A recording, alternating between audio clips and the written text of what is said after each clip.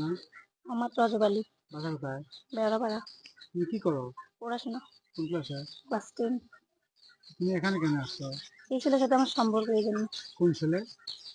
এই বাড়ির। নাম কি? সৈকত। বাবার নাম? বাবার নাম মেহানি। কতদিনে তোমাদের সম্পর্ক? প্রায় 1.5 বছর মতো হবে। সম্পর্ক আজকে কেন আসছো? তোমার সাথে সম্পর্ক তো আছে, এগুলো আসছো কেন?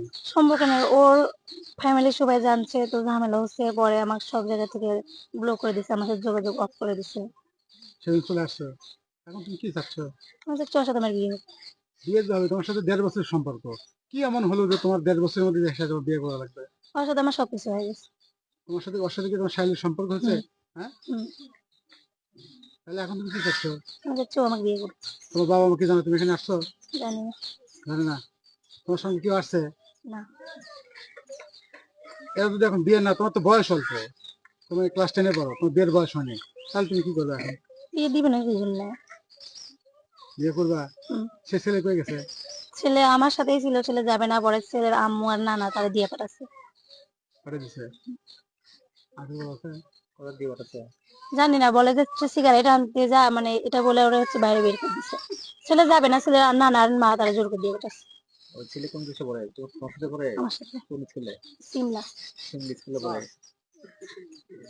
ওখানে তোমার দেখাশোনা? না, আমরা এক জায়গায় কোচিং করি। কোথায় এক কোচিং জায়গায় করো? কোচিং করি, সুরেশনগর। তোমার সাথে শারীরিক সম্পর্ক কোথায় হলো? আমাদের বাড়িতে। তোমার বাড়িতে? হুম। সবাই কি দেখছে? সবাই দেখছে বলতে ওর সাথে হচ্ছে ওর ফ্রেন্ডরা যারা গেছে তারা তো জানে। দিনের বেলা না রাতের বেলা? রাত্রে। তোমার বাবা মা ছিল না ওই সময়? না, কোথায় গেছে? আমার রুমে আমি ছিলাম। তোমার বাবা মা কি করে?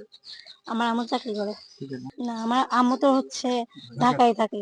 আমার নানা নানি থাকে আর কি। কতদিনের সম্পর্ক তোমাদের? প্রায় 1.5 বছর।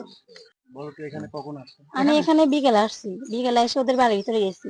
তো ওর আম্মু, আমি বলতেছি সৈকত কই, পরে ওর আম্মু বলতেছে যে হচ্ছে সৈকত নাই, ঘাস কাটতে গেছে। তো এসব বলে আমার বলতেছি মানুষজন বাড়িতে যাচ্ছে, পরে আমার হচ্ছে ডেকে নিয়ে বলতেছে যে কেউ তোমার জিগাইলে তুমি বলবা আমি সৈকতের বান্ধবী, এরকম। পরে বললাম, আমি কিছু বলিনি, চুপ করে